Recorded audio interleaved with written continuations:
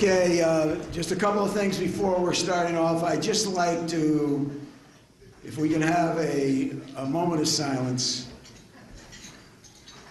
We've had a very, very tough couple of months in our great country. And yesterday in Texas, at Sutherland Springs, Texas, 26 people were killed. I think at this morning's function where we're honoring our veterans and those in active duty that are constantly in the front line for us, I think because of the world situation today, that all of us have to remember our military, our first responders, and our fellow citizens. So if we can have a moment of silence now for those 26 killed in Sutherland Springs, Texas.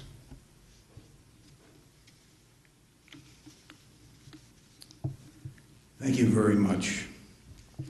I'd like to recognize those, hold your applause to the end, but I'd like to recognize those members of the head table that are not speaking today.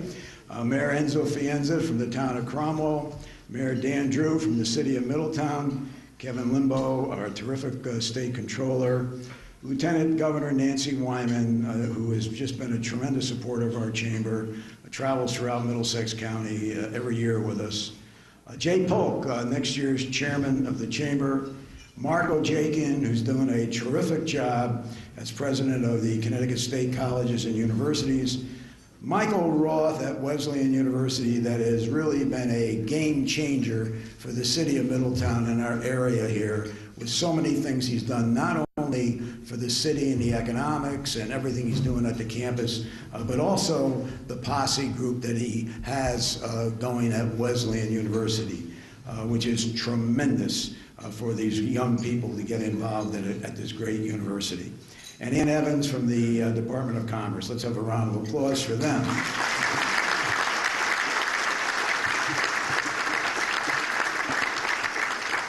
I know Rick will be introduced to some people, but I'd just like to recognize a couple people very quickly. Michael Connor, the new superintendent of schools of Middletown's with us today. Stand up, Michael, be recognized.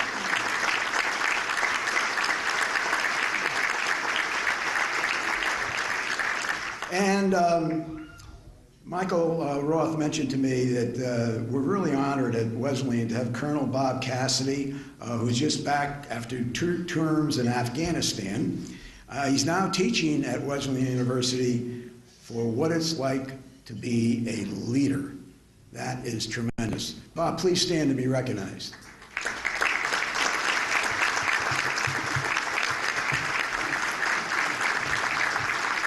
Now, our great chairman, Rick Morin.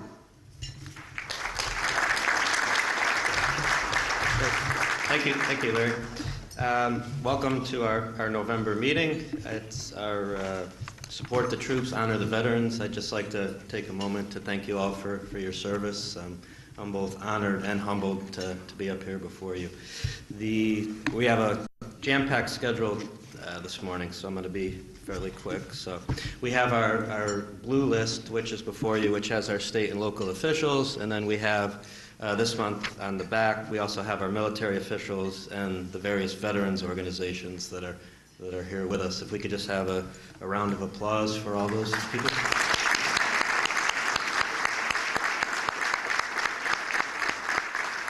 Great, thank you. And then we have 4 new members. I'm not sure if they're all here with us, but if they could please rise as I read their names, and then just hold your applause till the end. So we have California Dreaming and Tannin Salon and Spa in Cromwell, Connecticut Energy and Technology in Middletown, and we have iPark Foundation East Haddam, and last but not least, Thrive from Dallas, Texas. If we have a round of applause for our new members.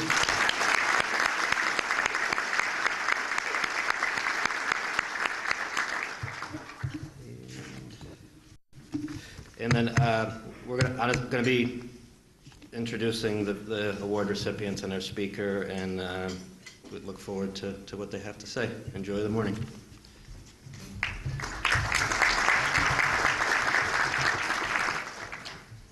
Also with us here today is, as you know, Mr. Chips has done a terrific job in the city of Middletown. They've had breakfasts now at 3 of our schools. Anthony Quazzo is with us today, the Chief Financial Officer, so thank you for being with us today, Anthony. Thank you. They're just at Farm Hill School, 300 kids. It's the 3rd school that they've done this for, which is terrific, so thank you very much. Also, I'd just like to recognize an individual just got back a week ago, served on the U.S. Nimitz for 3.5 years. One of my ex-football players' son-in-law is with him. And Nick Sienna, please stand. Welcome back. I know your uniform is coming after you, but we just got back. Navy.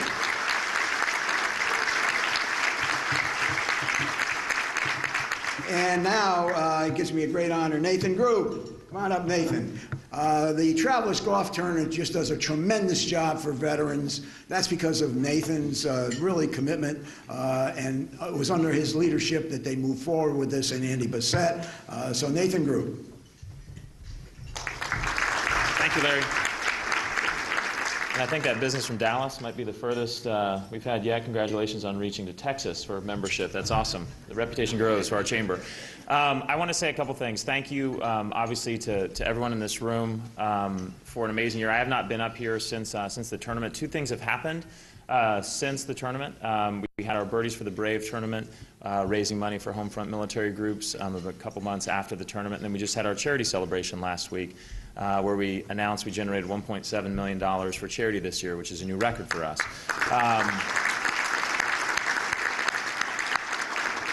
And I say us, our community. And I'm going to say something real quick. I know we're a jam-packed agenda. This is going to sound like a commercial, but it's not. The military programs that we've launched at the Travelers Championship are simply the right thing to do as a way to say thank you for your sacrifice, for your service. But it has continued to grow, and there are partners who are sponsoring these events. And what I want to make sure you understand is this. They are supporting you now that you are back. They wanted to find ways to show appreciation and thanks to you and your families when you come back. So when you experience that, know that there is this community that is welcoming you, bringing you back, supporting you. So things like our Operation Shower for the military moms whose husbands or partners are deployed. Operation Recognize was new this year, where fans could record messages of thanks, of appreciation, and send them off to troops. Operation Birdie, which raises money for military charities. We had so many charities or military initiatives this year because companies and individuals want to support you and say thank you to you for what you've done and to be here for you while you are here. So know that, as Larry said, that has been a big platform of us with the tournament. We take it very, very seriously. The Outpost, free admission, free food and beverage for the week. Enjoy it, feel loved, feel thanked, feel welcome back, and so thank you for being a part of it. So we will see you in 223 days with another record, I am sure, for next summer. So thank you very much.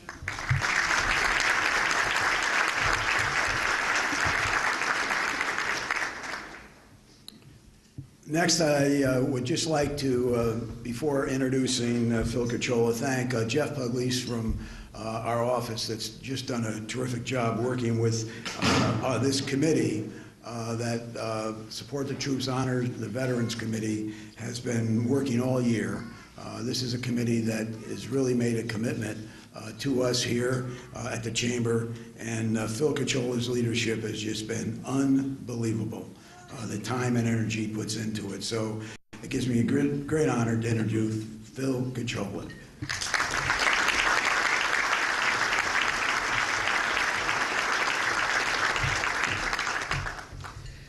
Thanks, Larry. Every year I look out and say it can't get any better, but you know what? I think this is the best one yet. I want to thank you all for being here today. It's just a wonderful tribute to all our military personnel, both locally and throughout the world. Welcome members of the head table and distinguished guests to our 16th annual Support the Troops breakfast. Again, thank you, Larry McHugh, and your staff for your support of all military personnel locally and worldwide. And thanks to the committee that put this event together, as Larry mentioned, especially Jeff Pugliese, the Chamber Vice President. Couple people I need to recognize today. The first group I'm going to recognize are the Gold Star and Blue Star families. They are in attendance. So I would ask Blue Star and Gold Star families who are here to please rise, and please give them recognition.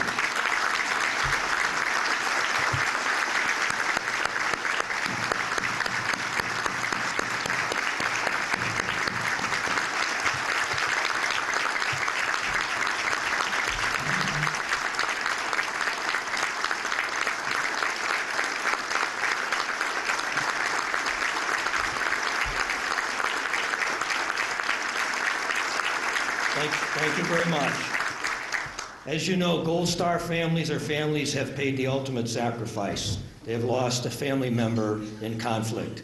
Blue Star families are families who have members of their family supporting the military personnel. Now I'd like to acknowledge the military representatives at the head table. Please stand as I call your names, and please hold your applause until they've all been introduced. We've got a star-studded lineup today, by the way. First of all, Acting Commissioner of the Connecticut Department of Veterans Affairs, Tom Sadie. Rear Admiral James Rendon, Superintendent, United States Coast Guard Academy. Captain Paul Whitescarver, Commanding Officer, Naval Submarine Base, New London. Brigadier General Daniel McHale. Colonel Charles Campbell. Colonel Campbell is a graduate of Vinyl Tech and a local individual who comes back every year for these events, and we're so glad to see him.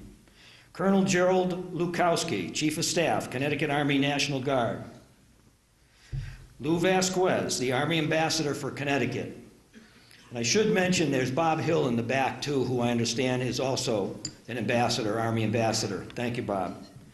Command Sergeant Major John Carragher, State of Connecticut, Command Sergeant Major. Command Sergeant Major, retired Robert Moeller, Association, United States Army.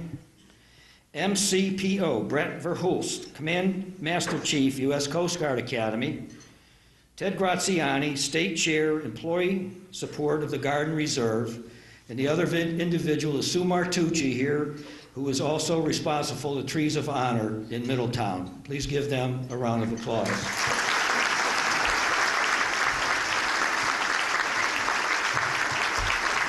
Thank you all for being part of today's program. I might add that most of you have been here before, so it's nice to see that you come back. We must be doing something right. One of the things I like to do at this event is recognize World War II vets. I'm aware of 3 that are here, and I would ask them if they're able to stand. The first is Ray Click, please, World War II.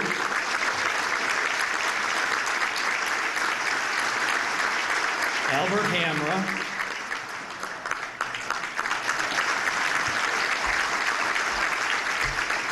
And to my right, your left, Joe Rumberger. Joe wasn't able to stand. Oh, he will. Give it your best shot, Joe.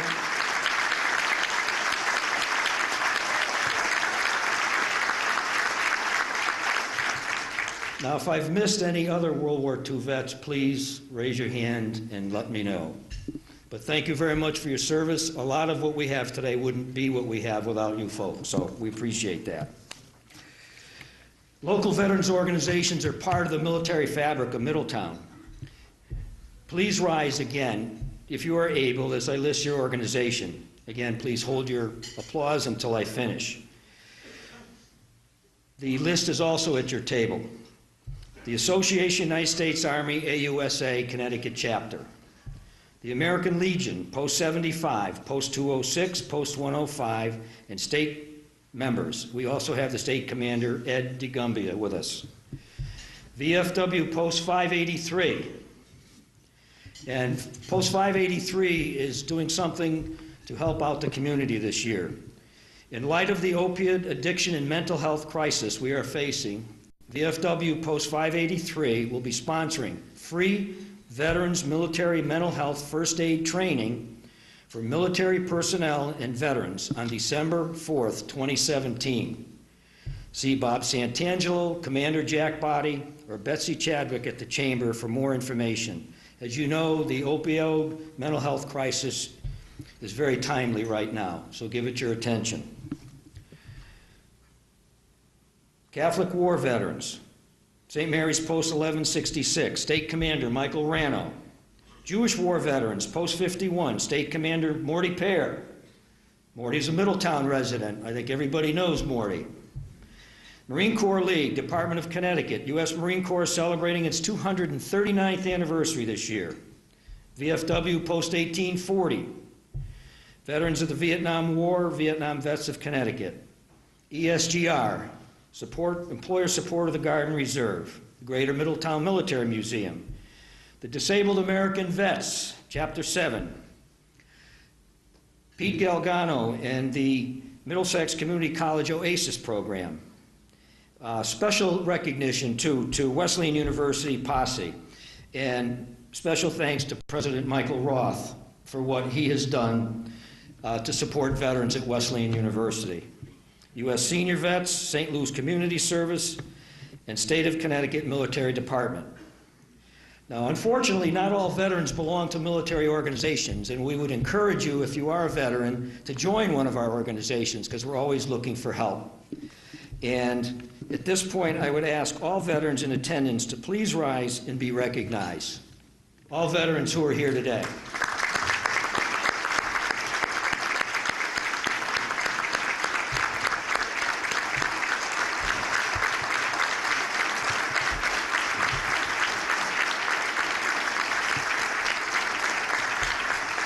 Great group. Again, can't say enough about thanking you for your service to our country. Please note the table to your right of the head table and my left. The table has been set as a place of honor for our missing servicemen and women, regardless of branch of service. Please take time to read the declaration. Never forget our POW MIAs. There are presently over 80,000 servicemen and women still missing in action. Before I introduce Larry Riley, who's going to acknowledge this year's recipient of the William Pomfret Award, I'd like to acknowledge previous recipients of the Service Award. The first was C.J. Larry Marino, and Larry has passed away. Bob Wamister is here. Jack Monahan, I'm not sure Jack is here. I should mention Jack Monahan is on the commission of the World War Centennial Commission out of Washington, D.C., and they're going to have a big program for that. As you know, World War I, the war to end all wars, started 1917 and I ended 1918. So Jack is very active with that group. Rich Anderson, of course, is a recipient. Ron Organic is a recipient. John Krasniski is a recipient. Pete Galgano is a recipient of the Service Award. Bill Curlin is a recipient of the Pomfret Award. Jerry Lamarck, Mike Rogalski, and at this point I'd like to introduce Larry Riley, last year's recipient of the Bill Pomfret Award, who will introduce this year's recipient. Larry?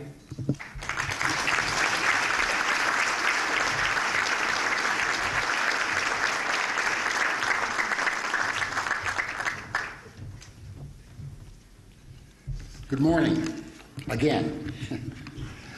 I was honored to be presented with the 2016 William J. Pomfret Community Service Award at last year's Support the Troops and Honor the Veterans member breakfast. I am also honored to carry on the tradition of presenting the award to the next recipient. Thomas Goglia has an outstanding record of service to our nation and to our community. His bio is included in your agenda package for this morning's event, and I hope you will take a chance to read through. Tom was born in Stamford, Connecticut, and was raised in Middletown and in Portland. He is a proud veteran of the United States Air Force who served as a fire protection specialist in Vietnam. Tom was part of the team that was provided the Bronze Star Medal for Active Heroism as a fire protection specialist with the 366 Civil Engineer Squadron. He was also awarded the Air Force Commendation Medal for showing outstanding professional skills as a fire protection specialist. While military service of course, is a requirement for this award. It really intends to honor the community service activities of its recipients. Tom Goglia is an active and engaged member of a number of local veterans organizations. He is an adjutant and treasurer and past commander of the Disabled American Veterans Chapter 7, and is a member and past commander of the Middletown Council of Veterans. He is also a veteran and a member of the VFW, American Legion Post 75, and the Vietnam Veterans of Middletown. Tom volunteers his time in a number of capacities, including as the City of Middletown's chairperson for American, POW, and Connecticut flags. This means that Tom is responsible for all the flags that are flown at all city schools, fire departments, police departments, and anywhere flags are needed. Tom is especially proud of his involvement with the effort to create the American Veterans Disabled for Life Memorial in Washington, D.C., and he attended the dedication event in September of 2014, which featured a number of dignitaries, including the President of the United States. Finally, Tom was instrumental, along with other local veterans, in getting the Disabled American Veterans Monument constructed at Veterans Green in Middletown. This is just a sample of Tom's achievements, and I again ask that you read through his whole bio when you have a chance. On behalf of the Middlesex County Chamber of Commerce, I am proud to present the 2017 William J. Pomfret Veteran Community Service Award to Thomas Goglia. Pat?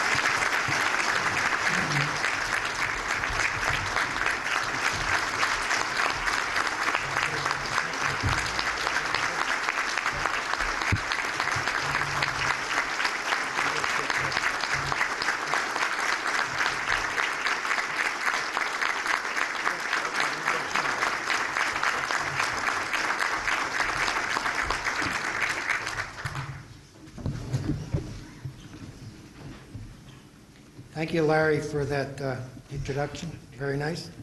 I'd like to also thank Larry McHugh, Middlesex Chamber members, also Phil Cacciola, and the Support the Troops Committee. Being selected as a recipient of the 2017 William J. Pomfret Veterans Community Service Award is very special to me. I knew Bill personally. I first met Bill in the 1980s. I was the commander of the Disabled American Veterans, Chapter 7, Middletown. Bill was a member of the American Legion Post 75. We both belonged to the Council of Veterans, the City of Middletown.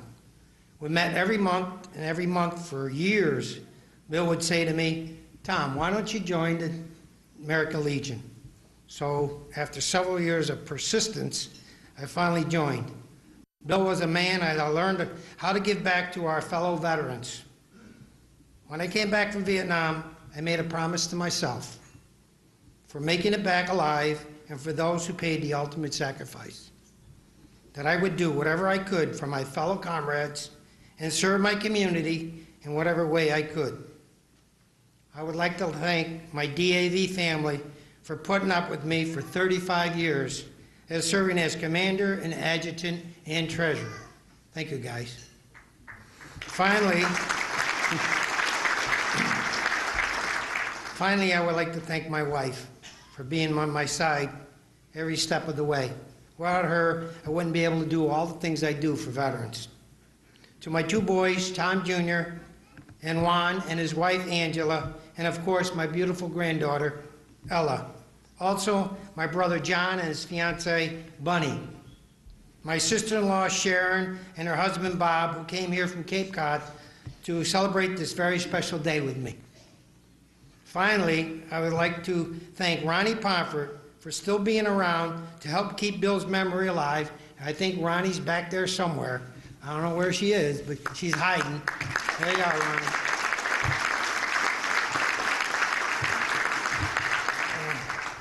And one day, as I was down my basement going through my cabinet, I came across this newspaper clipping that I had kept since Bill had passed away, and I just wanted to show everybody. It was for 2010, and it says, Mr. Baseball passes away at age 93. So I'd just like you to see that. It just happened to be an omen that it fell out of my cabinet. And it says, William J. Pomfret, known for contributions to the American Legion. Middletown's Mr. Baseball has passed away. William J. Pomfret, 93, died Thursday after a brief illness. And I'd like to thank you, Ronnie, and God bless you and God bless America. Thank you.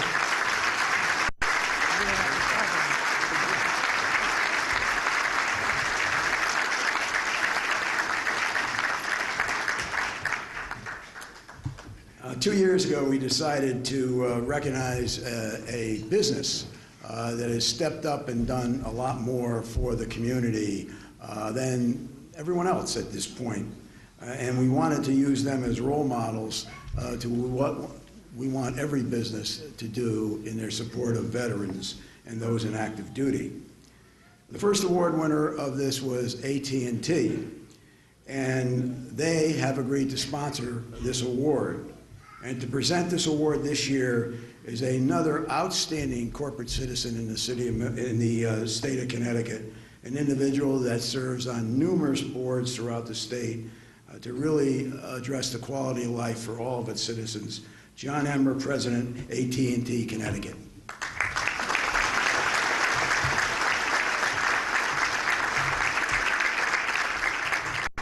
Good morning. It's a privilege to be with you this morning. As Larry mentioned, we were so thankful to receive this inaugural award last year from the Chamber, and it's really an honor to now have that award with our name on it permanently. I have the privilege this morning of recognizing another business for what they do on behalf of veterans, and this year it's Middlesex Hospital. Middlesex Hospital doesn't just employ a lot of veterans, but they do so many other things to help the veterans community, and I'm going to talk about just a few of them. One of the things they do is recognize the service of veterans who end up as patients in their hospitals by putting American flag signs outside their rooms, sending them thank you notes for their service to their country, and I think it's one of the really neat things that they do. As part of the National Hospice and Palliative Care Organization's We Honor Veterans program, the hospital's palliative care unit is committed to improving care for veterans by recognizing their unique end-of-life needs. Their staff members take the time to learn about veterans' benefits and service-related disorders and diseases, illnesses, and other conditions. And they go out of their way to train their staff members and their volunteers on how to best serve the needs of veterans. And one of the more important services that they provide that is particularly important to veterans is ongoing lung cancer screening. So in short, Middlesex Hospital recognizes that veterans have served our country with honor and distinction, and that it's incumbent upon us to provide the best care in return. So with that, it's my pleasure to present the 2017 Middlesex County Chamber of Commerce AT&T Veteran Support Business of the Year Award to Middlesex Hospital. Vincent?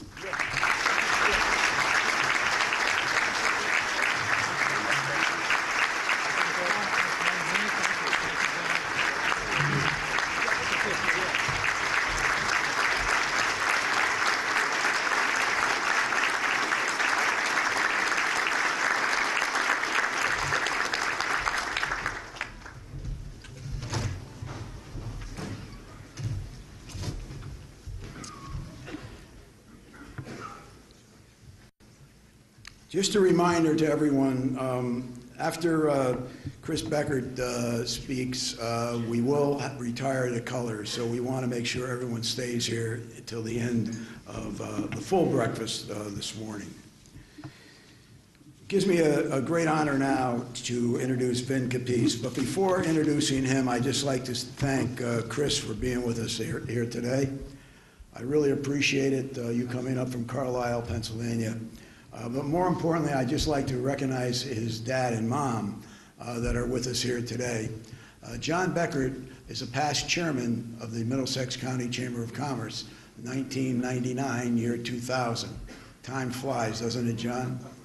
But John Beckert's idea of this event is what started this event off.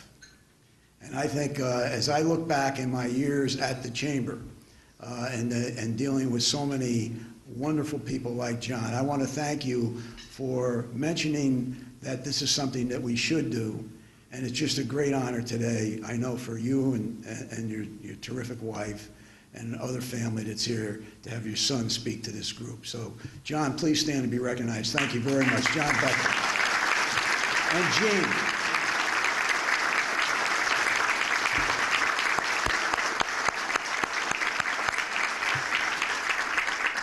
He is also a veteran, also.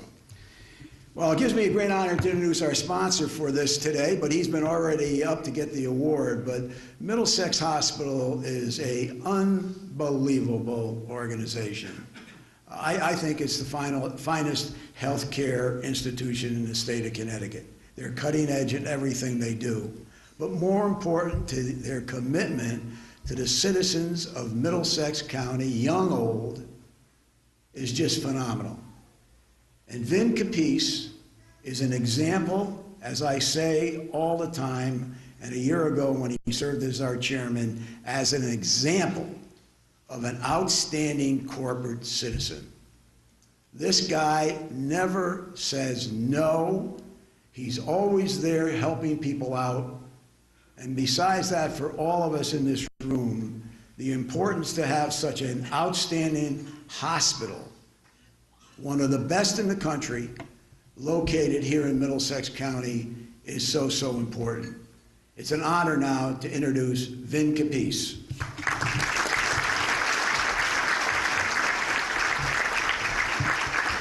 Good morning.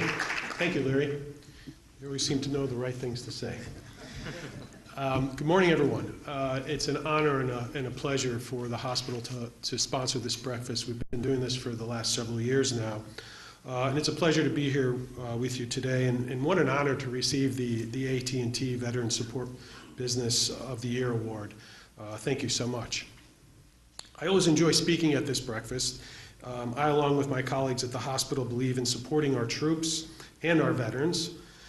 Their bravery and dedication is remarkable, and they have our gratitude and our utmost respect. At Middlesex Hospital, we're prepared to help our veterans, and we support them and honor them in many ways. And John earlier talked about some of the ways that we're working to help our veterans when they come into the hospital. And so, since you've heard about all these examples, I'm not going to repeat them. However, I will say this, that veterans sometimes have unique health needs. And the hospital's mission is to provide all of our patients, including our veterans, with the safest, highest quality care and the best experience possible. And this means providing safe, high-quality care to everyone, including our veterans. We do what it takes to make sure our veterans are healthy and happy. We recognize their selfless commitment to our country in the process. I'd also like to reiterate that the importance of our lung screening, our lung cancer screening. While this screening can, of course, help many, veterans specifically stand to benefit. Lung cancer, unfortunately, has a high incidence rate among veterans. And it's extremely important to identify cancer as early as possible. So lung cancer screenings are one way that can be done. For more information about our lung cancer screening programs, please see the information and brochures on your table. I'd now like to introduce an extraordinary person, Colonel Christopher Beckert. He's our guest speaker today. Colonel Beckert, who has Connecticut roots, serves as director of the Center for Strategic Leadership at the U.S. Army War College in Carlisle, Barracks, Pennsylvania. This center houses postgraduate and strategic education programming for the Army's leaders. A distinguished military graduate from Washington and Lee University, Colonel Beckert served in the U.S. Army and saw four combat tours that included deployment in Iraq, Kuwait, and I'm not sure how to pronounce this last one, Djibouti. Over the years, he served in several tactical, operational, and strategic leadership and staff positions, and has done so in more than 23 countries. He even served as strategic advisor for leadership development at the Pentagon, working under the 36th and 37th Army Chiefs of Staff. Colonel Beckert has earned several military awards. He also has a master's degree in business administration from Embry-Riddle Aeronautical University, a master's degree in military arts and sciences from the Army's Command and General Staff School, and a master's degree with honors in national security studies from the National War College. In February 2018, Colonel Beckert will retire from active military service and will transition to a new career. We wish him all the best with that change. Colonel Beckett's wife, Carrie, and his parents, John and Jean, joined Colonel Beckert here today. Joe and Maureen Pryor, who are also close family friends, are also here with him. Please join me in welcoming Colonel Beckert and his family and friends.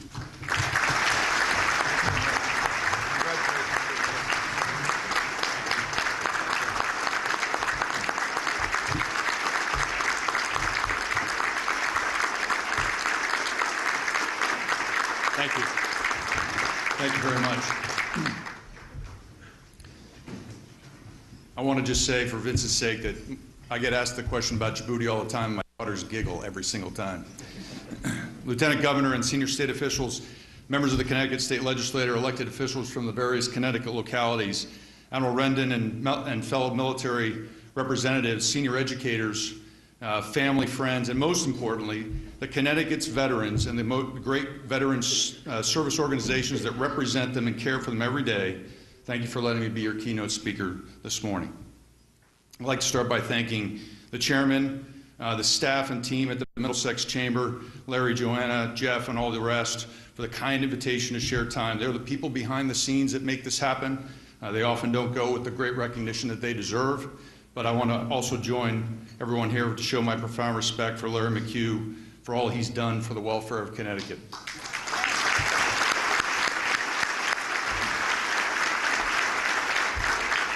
As was mentioned, I've been directing the Center of Strategic Leadership, which is the Army's only organization with 3 national-level missions. We educate all the Army's general officers and senior colonels, as well as all the senior nominative sergeant majors, continuing their professional education in an array of programs that are designed to prepare them for strategic level service at the national level for the President and in command of our largest formations. Secondly, we are the school for the Army strategists, a rare and singular skill that the Army developed after 9/11. This morning, when Vice President Pence received his morning security report, an Army strategist, a lieutenant colonel, provided that update to him along with other senior advisors. Army strategists are sown throughout the interagency as well. As an offshoot of that portion of the program, we're also the caretakers of the Army's study of strategic theory.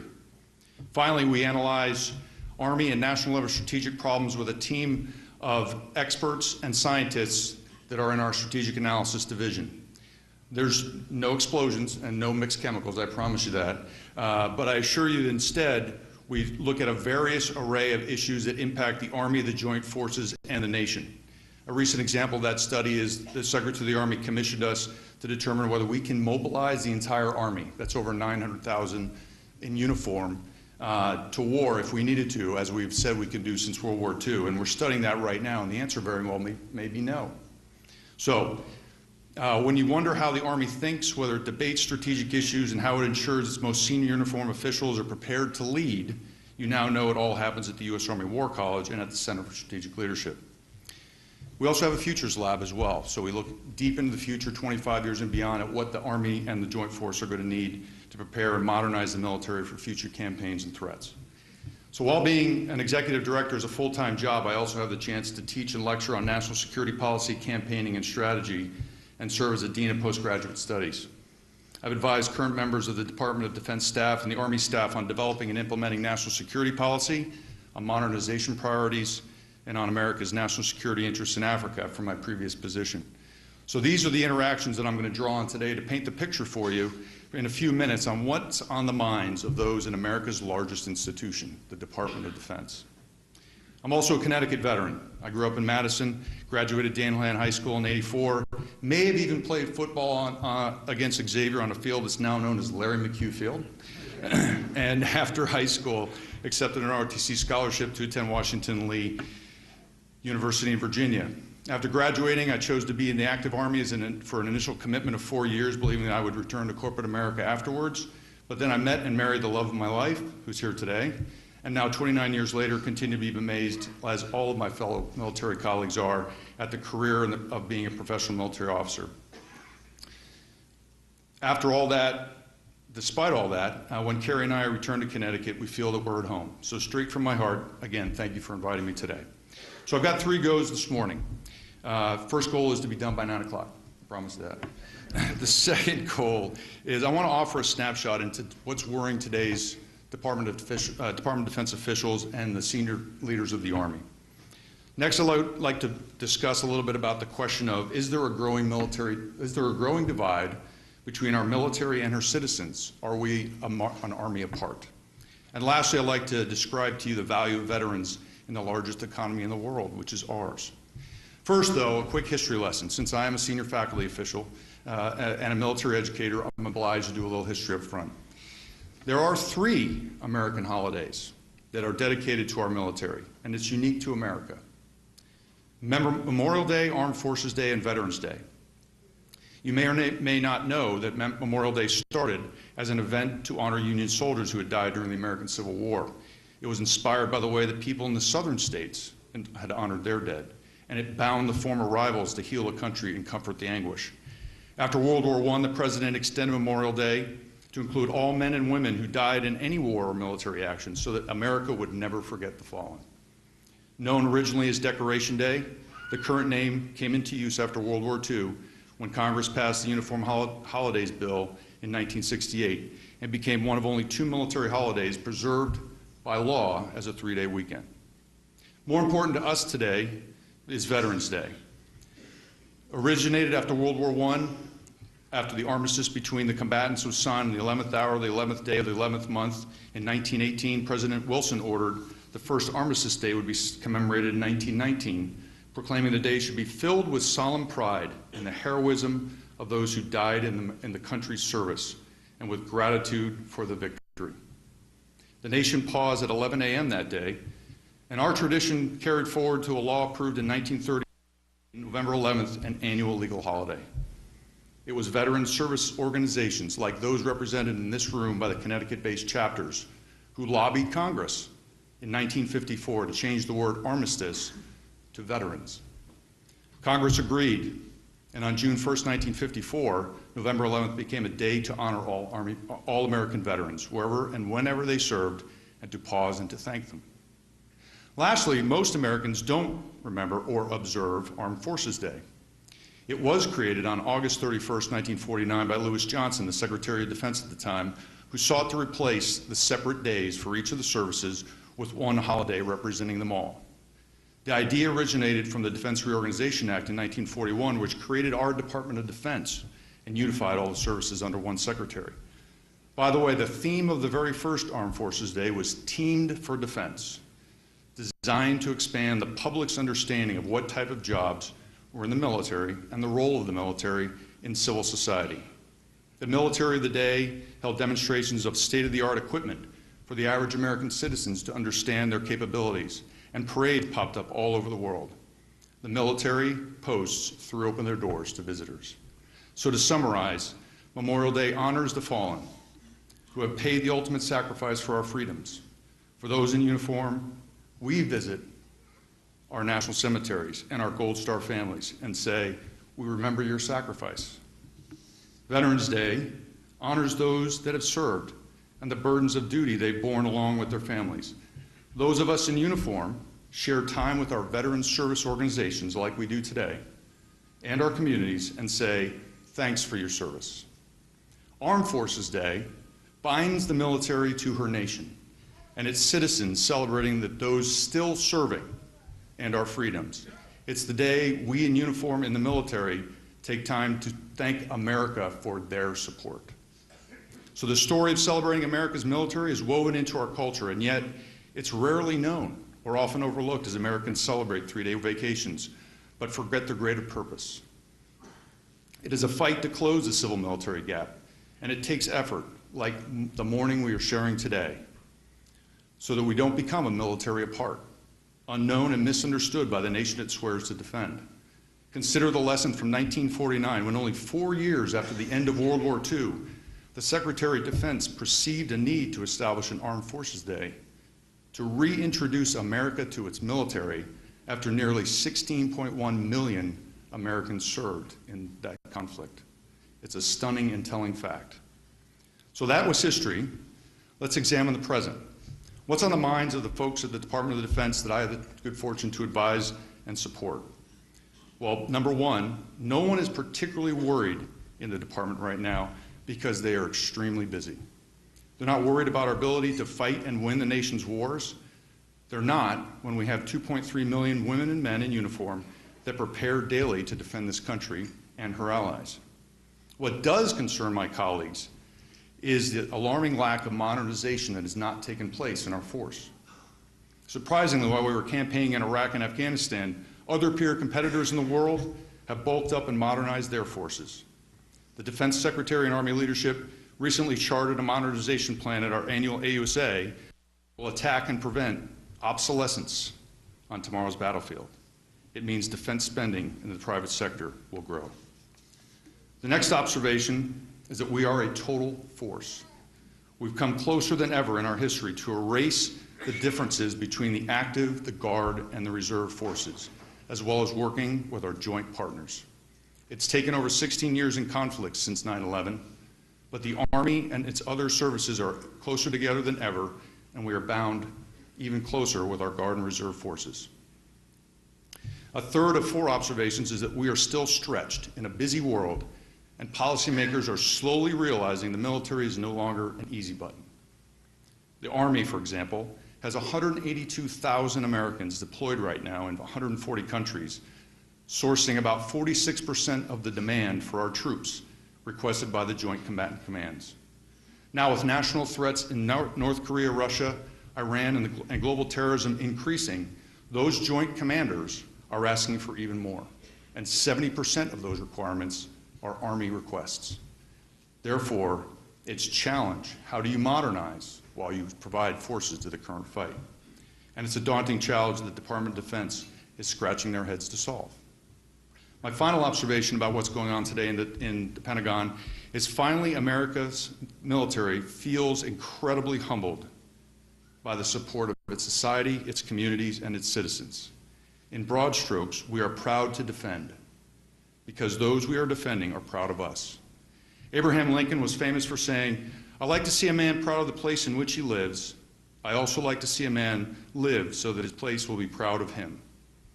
We feel connected in uniform to our country more than ever, and that connection is spreading to the Vietnam generation and the Cold War warriors that may have been overlooked in our history.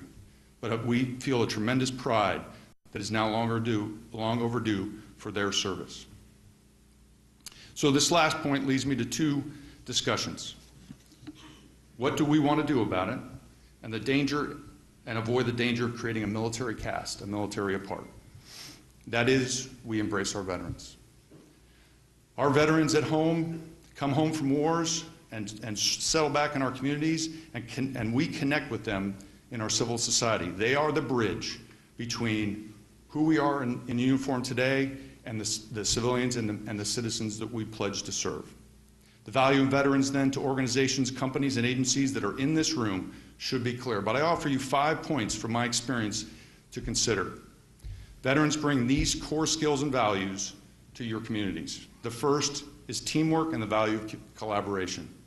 The second is the ability to manage change. The third is the ability to communicate, both verbally and interpersonally. The fourth is a learning agility born of solving complex challenges in austere environments. And finally, judgment and perspective. Let me briefly explain. The military is a team sport, always played as an away game on a hostile field. And so without the synergy of the joint forces pulling together, we could lose.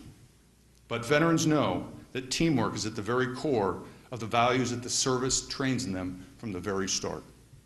Next, I've learned that the only constant in the Army is change. Yet many Americans struggle or are fearful of change. A veteran learns to calmly cope and manage change as part of the profession of arms. The challenge is changing out of uniform. But it's folks like you at the Chamber that soften that landing, and I'm proud to hear the Middlesex Chamber each year recognize veterans.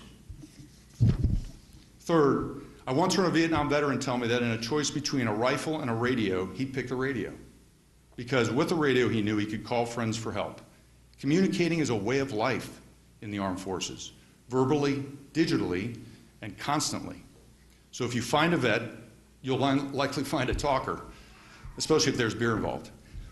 But you'll also find someone who can look an employee or a colleague in the eye and stay focused, clear, and visionary, and that's a skill. Next, in 29 years, I've attended 14 schools, been awarded 3 master's degrees, and now I educate colonels and generals on the facets of strategic and national service, but I feel like I'm still got more to learn, and that's shared with my fellow veterans. I also know that I can be dropped into any situation and learn as I go, as veterans always do, and that they're agile, adaptive learners that will enhance any organization with their enthusiasm to learn, and they are lifelong learners. Finally, it's the Congress of the United States, the President, it's a solemn, sacred responsibility. And for those of us who have experienced combat, we now understand the true purpose of having reason and judgment in the application of that military force. So in short, when you hire a veteran, you hire someone with exceptional decision-making. You've just employed a trained decision-maker. Team players, change managers, communicators, agile learners, and decision-makers are all veterans. So I'll end where I began. I prefer Veterans Day because it's the day for those of us in uniform to gain context, to see ourselves in the long line of veterans who come before us and pass along our oath and duty to those who will follow. I salute America's communities, and most importantly, I salute Connecticut's communities and the businesses who've embraced veterans and are better for that decision every single day. And before I leave, I want to recognize my wonderful, patient, and amazing wife of 29 years, Carrie, an infantry wife and an Army wife who's taken care of thousands of American families, and for all the veterans' families and their spouses that are here today who are often overlooked for their services and sacrifices. Thank you, and God bless America.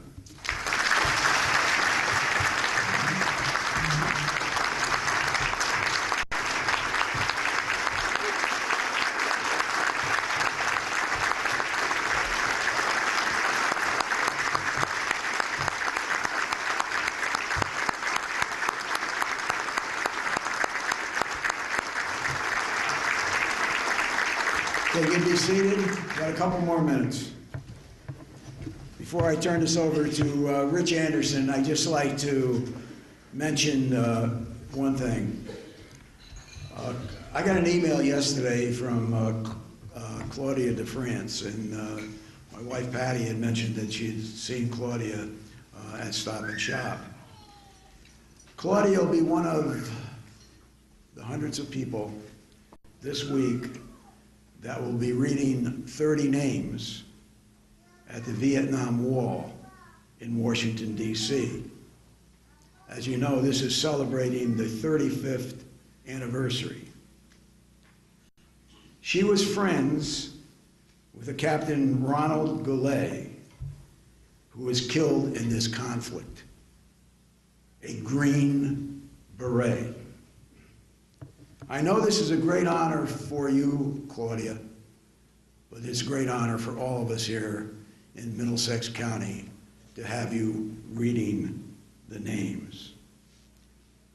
Claudia asked that I would mention this poem, and it's called For the Fallen. It was written in 1914 by Robert Lawrence Bijoin.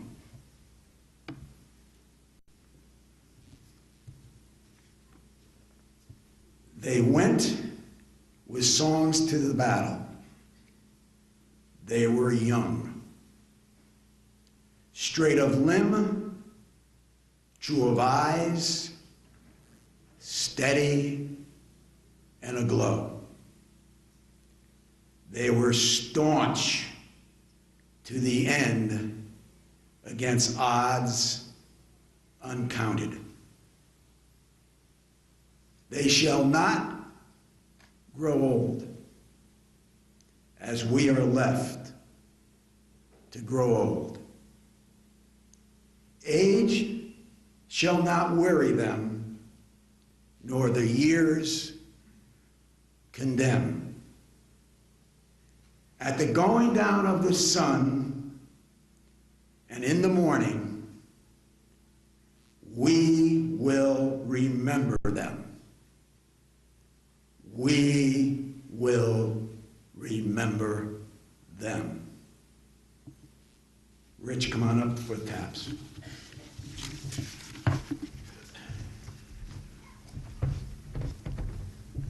Thank you, Larry. As we close, the First Company Governor's Foot Guard will be retiring the colors. Taps will be presented this morning by Robert Griffin and Sierra Astle, representing Caucanshaw Regional High School. And as the colors are retired, it will be followed out by the Middletown Pipe and Drum Corps. So at this time, I will ask you all to rise. Call upon the First Company Governor's Foot Guard.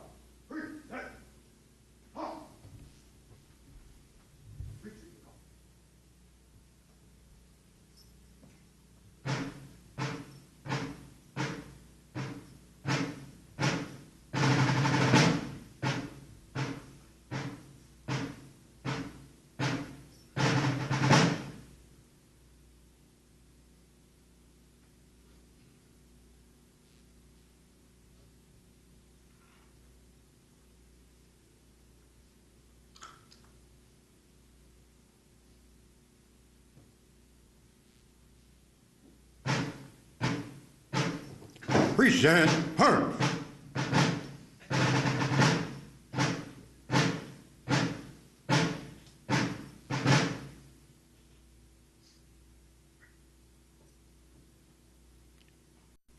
Taps.